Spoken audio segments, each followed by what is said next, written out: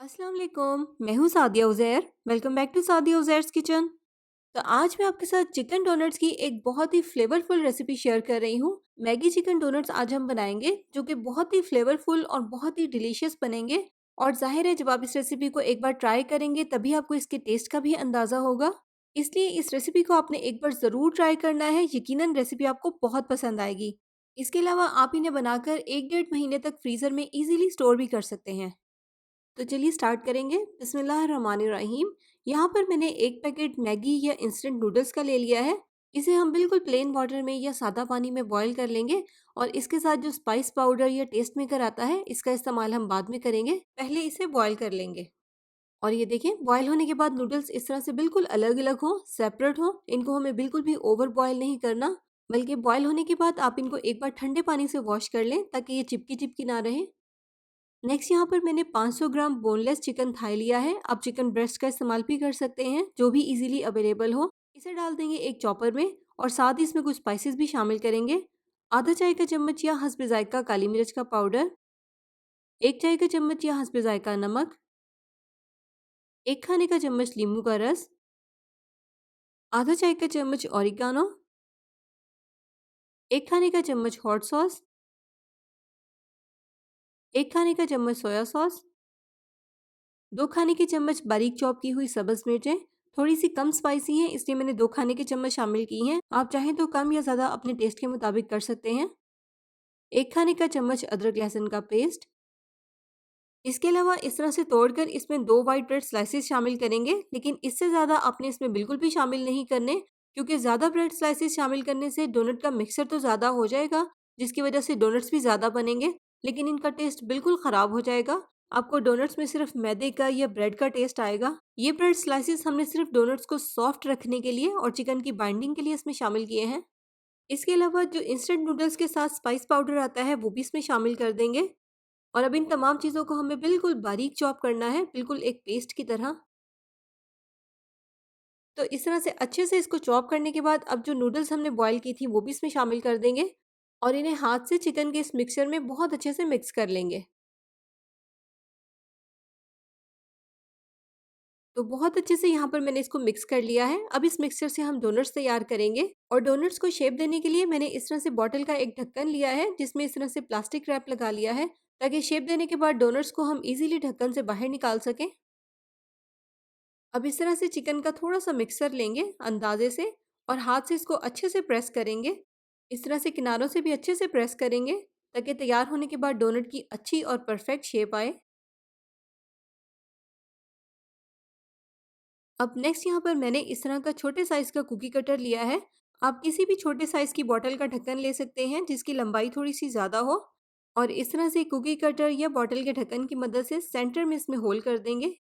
ये देखें, डोनट की परफेक्ट शेप है। नेक्स्ट अब किसी भी ट्रे में या कटिंग बोर्ड पर डोनट को निकालने से पहले प्लास्टिक शीट बिछाएंगे और इस प्लास्टिक शीट पर इन डोनट्स को निकालते जाएंगे। इस तरह से हल्का सा टैप करेंगे, बहुत इजीली ये ढक्कन से अलग हो जाएंगे। ये देखिए, अगला डोनट बनाने के लिए फिर से ढक्कन में थोड़ा सा चिकन का मिक्सचर रखेंगे और हाथ से इसको अच्छे से प्रेस करेंगे ताकि डोनट की शेप अच्छी आए। और कुकी कटर को इस तरह से हमें बहुत एहतियात से बिल्कुल सेंटर में रखना है ताकि इसकी सेंटर से कटिंग हो। कुकी कटर को घुमाते हुए डोनट की कटिंग करेंगे और फिर इसे बाहर निकालेंगे ताकि अगर इसमें चिकन के कोई बड़े साइज के रेशे हो तो वो कट जाएं और इसको निकालते वक्त डोनट की शेप खराब ना हो। तो सेम इसी तरह से सारे चिकन डोनट्स मैंने तैयार कर लिए हैं। अब इनको हम फ्रीज़र में रखेंगे ताकि ये बहुत अच्छे से जम जाएं या फ्रीज़ हो जाएं, क्योंकि फ्रीज़ होने के बाद इन पर कोटिंग करने में आसानी होगी। और नेक्स्ट यहाँ पर अब हम लेंगे ब्रेड क्रम्स। इसमें शामिल करेंगे 1 खाने का चम्मच सफ़ेद तिल और आधा चाय का चम्मच कलौंजी। इनकी वजह से डोनट्स की कोटिंग ऊपर से बहुत ही अच्छी और अट्रैक्टिव लगेगी, लेकिन अगर आप नहीं ऐड करना चाहते तो आप मत ऐड करें। और साथ ही डोनट्स पर कोटिंग के लिए हम 2 अंडों को भी बहुत अच्छे से फेंट लेंगे। तो 2 से 3 घंटे लगे हैं और आप देखें डोनट्स कितने अच्छे से फ्रीज़ हो गए हैं। फ्रीज़ करने का टाइम आपके फ्रीज़र पर डिपेंड करता है, कितनी देर में वो इनको अच्छे से फ्रीज़ कर देगा। तो अब हम इस पर सबसे पहले अंडे की कोटिंग करेंगे। आप देखें, फ्रीज़ होने की वजह से इनको हैंडल करना या इन पर कोटिंग करना कितना आसान हो गया है। और फ्रीज़ होने की वजह से ही आप देखिए इन पर अंडे की कोटिंग कितनी अच्छी और कितनी थिक हो रही है, क्योंकि वो साथ-साथ फ्रीज़ होती जा रही है। तो एक हाथ से यहाँ पर मैंने इसके ऊपर अंडे की कोटिंग की है और दूसरा हाथ जो ड्राई है इससे हम इसके ऊपर ब्रेड क्रम्स लगाएंगे। इस तरह से साइडों पर भी और सेंटर में भी अच्छे से ब्रेड क्रम्स लगाएंगे ताकि कोई भी जगह खाली ना रहे।